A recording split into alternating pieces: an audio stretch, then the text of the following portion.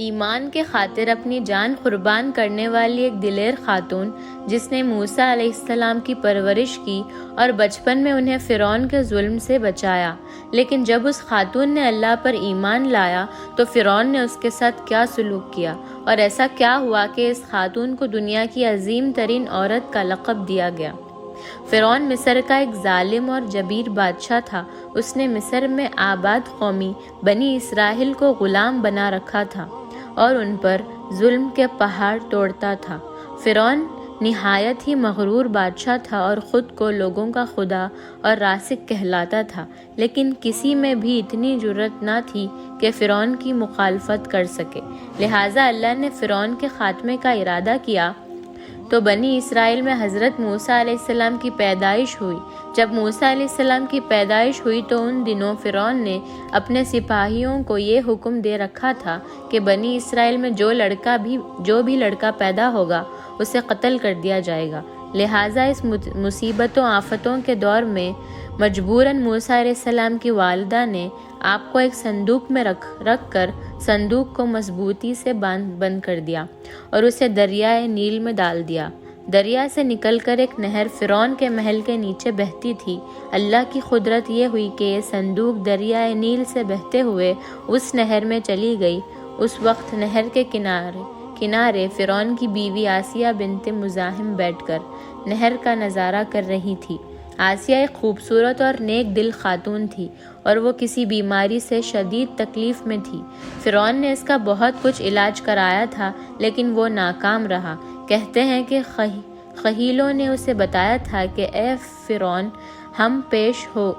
ہم پیش گوئی کرتے ہیں کہ اس دریا میں سے ایک آدمی تیرے محل میں داخل ہوگا، اگر اس کے منہ کی رال اس بیمار خاتون کے جسم پر ملی جائے گی تو اسے شفا ہو جائے گی۔ چنانچہ جب نہر میں بہتے اس صندوق پر آسیہ کی نظر پڑی تو اس نے مظالمین کو اسے نکالنے کا حکم دیا۔ جب اس صندوق کو پانی سے نکالا گیا اور کھولا گیا، مالکہ نے اس بچے کو دیکھا تو اسے محسوس ہوا کہ ایک بجلی کی چمک ہے جس نے اس کے دل کو منور کر دیا ہے۔ آسیہ کے دل میں اس بچے کی محبت نے ایک گھر بنا لیا۔ اس بچے کا لعاب دہن جیسے ہی ان کے ہاتھوں پر پڑا تو انہیں شفا ہو گئی۔ فرعون کی بیوی آسیہ کے بدن سے کوئی لڑکا نہ تھا اور وہ بے اولاد تھی، لہٰذا اس پاک دل خاتون کی ممتا جاگ اٹھی اور اس نے موسیٰ علیہ السلام کو گود لے لیا۔ اس طرح اللہ کی قدرت سے موسیٰ علیہ السلام کی پرورش ہوئی، فرعون کے محل میں ہوئی جس میں آپ علیہ السلام کے ہاتھوں سے ہلاک ہونا تھا۔ دراصل لفظ فرعون اس دور میں مصر کے بادشاہ کا لقب ہوا کرتا تھا۔ موسیٰ علیہ السلام کے قصے کے سلسلے میں 2 فرعونوں کا ذکر آتا ہے، ایک وہ جس کے زمانے میں آپ پیدا ہوئے اور جس کے گھر میں آپ نے پرورش پائی، اور دوسرا وہ جس کے پاس آپ ایمان کی دعوت اور بنی اسرائیل کی آزادی کا مطالبہ لے کر گئے اور جو سمندر میں غرق ہو گیا۔ لہٰذا بی بی آسیہ کا خاوند جس نے موسیٰ علیہ السلام کو اپنے محل میں رکھا، اس فرعون کا نام رمسیس ثانی بتایا جاتا ہے۔ دراصل بی بی آسیہ ریان بن والد کی پوتی تھی۔ ریان بن والد وہی بادشاہ تھا جو یوسف علیہ السلام کے دور میں عزیز مصر تھا اور اس نے حضرت یوسف علیہ السلام پر ایمان بھی لایا تھا۔ جب مصر پر تبیتی خاندان کی حکومت آئی تو فرعون نے اپنی طاقت بھی زور پر بی بی آسیہ سے شادی کر لی اور انہیں دھمکی دی اگر انہوں نے شادی سے انکار کیا تو ان کے والدین کو قتل کر دیا جائے گا۔ لیکن شادی کے بعد بھی اللہ نے حضرت آسیہ کو فرعون کے شر سے محفوظ رکھا اور وہ آپ پر قادر نہ ہو سکا۔ اللہ نے فرعون کو نامرد بنا دیا تھا، اور بعض نے لکھا کہ فرعون کو ایسی بیماری تھی کہ طبیبوں نے اسے ساری زندگی صحبت کرنے سے منع کر دیا تھا، لہٰذا فرعون کبھی بھی حضرت آسیہ کے قریب نہ جا سکا۔ یہ بھی اللہ کی ایک حکمت تھی تاکہ بی بی آسیہ فرعون کے ناپاک جسم سے محفوظ رہ سکے۔ بہرحال موسیٰ علیہ السلام کی پرورش فرعون کے محل میں کسی شاہی فرد یا شہزادے کے مانند ہوئی۔ ہر طرح کے آرام اور آزائش آپ کے لیے دستیاب تھے، لیکن تبیتیوں کے درمیان زندگی گزارنے کے باوجود موسیٰ علیہ السلام فطری طور پر ان سے مختلف کردار کے مالک تھے۔ حضرت موسیٰ علیہ السلام فرعون کے غرور اور تکبر اور خدائی کے دعووں کو ناپسند کیا کرتے تھے اور ہمیشہ توحید کے متعلق وسیع بات کیا کرتے، جو فرعون اور اس کے درباریوں کو ناگوار گزرتی تھی۔ بہت جلد وہ وقت بھی آ گیا جب اللہ نے حضرت موسیٰ علیہ السلام کو نبوت عطا کی اور آپ فرعون کے دربار میں اسلام کی دعوت لے کر تشریف لائے۔ اس فرعون کے مطالبے پر جادوگروں اور موسیٰ علیہ السلام کے درمیان سحر کا مقابلہ ہوا، جس میں حضرت موسیٰ علیہ السلام کی عصا حقیقی سانپ میں تبدیل ہو گئی اور جادوگروں پر حق وسیع ہو گیا کہ یہ اللہ کا سچا رسول ہے جنہیں ہماری ہدایت کے لیے بھیجا گیا ہے، جبکہ فرعون اپنے انا اور غرور پر قائم رہا اور موسیٰ علیہ السلام کی دعوت کا انکار کر دیا۔ اسی دربار میں بی بی آسیہ بھی موجود تھی، لہٰذا آپ نے جب یہ سنسانی خیز منظر دیکھا تو آپ کے دل میں فوراً حق کا نور چمک اٹھا اور آپ موسیٰ علیہ السلام پر ایمان لے آئی۔ بی بی آسیہ فرعون مصر کی بیوی اور ملکہ تھی۔ آپ کے پاس مال و دولت کی کثرت تھی، لیکن اس کے باوجود غرور اور تکبر کا شکار نہیں تھی، بلکہ آپ کا دل غریبوں کی محبت سے سرشار اور ان پر شفقت اور مہربانی کے جذبے سے ممور تھا۔ آپ دل کھول کر ان پر صدقہ و خیرات کیا کرتی۔ اسی وجہ سے آپ کو ام المساکین یعنی مسکینوں کی ماں بھی کہا جاتا ہے۔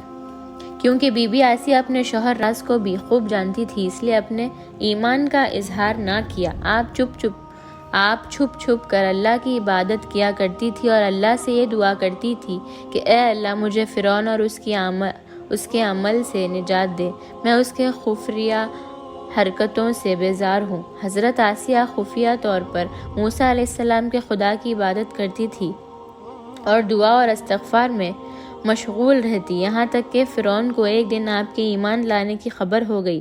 اس نے ایک روز اپنے درباریوں سے کہا، کیا تم لوگوں کو میری بیوی کی کچھ خبر ہے؟ تم لوگ اس کے متعلق کیا جانتے ہو؟ سب نے بی بی آسیہ کی بڑی تعریف کی اور ان کی بلائیاں بیان کی۔ فرعون نے کہا، کیا تم لوگوں کو نہیں معلوم وہ میرے سوا دوسرے خدا کو مانتی ہے؟ لہٰذا فرعون نے حضرت آسیہ کو دربار میں بلایا اور ان سے دریافت کیا کہ تم کسے اپنا معبود مانتی ہو؟ حضرت آسیہ نے دلیری اور جذبہ ایمانی سے جواب دیا کہ میں موسیٰ کے خدا پر ایمان رکھتی ہوں جو میرا، تیرا اور ہم سب کا خدا ہے۔ فرعون اس بے باک جواب پر غضبناک ہو گیا اور بہت جلد پورے شہر میں اس بات کی شہرت ہو گئی کہ فرعون کی بیوی اور ملکہ نے فرعونی طور طریقے کو ٹھکراتے ہوئے دین موسیٰ قبول کر لیا ہے۔ پہلے تو فرعون نے بی بی آسیہ کو سمجھا بجھا کر اور ڈرا دھمکا کر موسیٰ علیہ السلام کے دین کو چھوڑنے کا کہا، لیکن جب اس نے حضرت آسیہ کی چٹان جیسی مضبوط ایمان اور جذبے کو دیکھا اور اس نے ظلم و بریات سے کام لینے کی ٹھان لی، فرعون نے اپنے اہل کارون کو حکم دیا کہ آسیہ کو تپتے ہوئے ریگستان کی دھوپ پہ لٹا دیا جائے، لہٰذا آپ کو شدید گرمی میں ریت کے تپتے میدان میں چھوڑ دیا گیا۔ فرعون اس جگہ دورہ کرتا رہا اور کہتا رہا کہ اب تو باز آ جا، اگر تو نے میری بات مان لی تو محل کی شاہی زندگی اور آرام آزائش تیری منتظر ہے۔ مگر حضرت آسیہ پر اس کا کوئی اثر نہ ہوا، کیونکہ آپ کو جنت کے اس طوفانی محالت پر ایمان تھا جو اللہ نے انہیں عطا کرنے کا وعدہ کیا تھا۔ جب فرعون نے آسیہ کی ثابت قدموں کو دیکھا، اس نے آپ کو شہید کرنے کا فیصلہ کر لیا۔ اس نے اپنی سپاہیوں کو حکم دیا کہ بڑی سے بڑی چٹان کہیں سے اٹھا لاؤ اور آسیہ کو چت لٹاؤ اور وہ چٹان اس پر گرا دو۔ لہٰذا جب یہ لوگ پتھر لائے اور حضرت آسیہ کو لٹایا گیا تو آپ نے آسمان کے طرف نگاہ اٹھائی تو پروردگار نے حجاب ہٹا دیا اور جنت کو اور وہاں جو محل ان کے لیے بنایا گیا تھا اسے انہوں نے اپنے آنکھوں سے دیکھ لیا۔ آخر کار اس پتھر کو ان پر گرا دی گئی اور آپ کی روح پرواز کر گئی۔ حضرت آسیہ کی فضائل حدیث مبارکہ میں کچھ ان الفاظ سکھائے ہیں کہ رسول صلی اللہ علیہ وسلم نے فرمایا، مردوں میں سے تو بہت سے درجے کمال تک پہنچے، لیکن عورتوں میں سے سوائے فرعون کی بیوی آسیہ اور عیسیٰ علیہ السلام کی والدہ مریم بنت عمران کی اور کوئی عورت درجے کمال تک نہیں پہنچی۔ اس طرح ایک اور روایت آتا ہے کہ آپ صلی اللہ علیہ وسلم نے فرمایا، جنتی عورتوں میں سب سے افضل خدیجہ بنت خویلد، فاطمہ بنت محمد اور فرعون کی بیوی آسیہ بنت مزاحم اور عیسیٰ علیہ السلام کی والدہ مریم بنت عمران۔ ایک روایت میں آتا ہے کہ بی بی آسیہ کا نکاح جنت میں حضرت محمد مصطفیٰ صلی اللہ علیہ وسلم سے ہوگا، لہٰذا روایت ہے کہ رسول اللہ صلی اللہ علیہ وسلم نے فرمایا، جنت میں میرا نکاح مریم بنت عمران، موسیٰ کی بہن کلثوم اور فرعون کی بیوی آسیہ کے ساتھ ہوگا۔ ہم نے دیکھا حضرت آسیہ ایسی حکومت کے ساتھ، ایسے دربار کے اندر، اس قدر مال و دولت، عدات گزار غلام اور کنیزوں کے ساتھ میں ایک بہترین زندگی تھی، لیکن انہوں نے حق کو قبول کیا اور موسیٰ علیہ السلام کے دین پر ایمان لائی، حالانکہ انہیں معلوم تھا کہ ایمان لانے کی وجہ سے ان کی تمام خوشیاں اور مقام سب چھین سکتا ہے، یہاں تک کہ ان کی جان بھی جا سکتی ہے، لیکن آپ نے حق کو قبول کیا اور اپنی گزشتہ اعمال پر توبہ کر لیا۔ بلا شبہ توبہ کرنا اور ایمان پر مضبوطی سے قائم رہنا کوئی آسان عمل نہیں، لیکن جو شخص بھی اس دنیا کی مشکلات گزار کر اللہ کی اطاعت کرے گا اور انسانوں کے بجائے اللہ سے ڈرے گا تو آخرت میں اس کے لیے بہترین لافانی زندگی ہے۔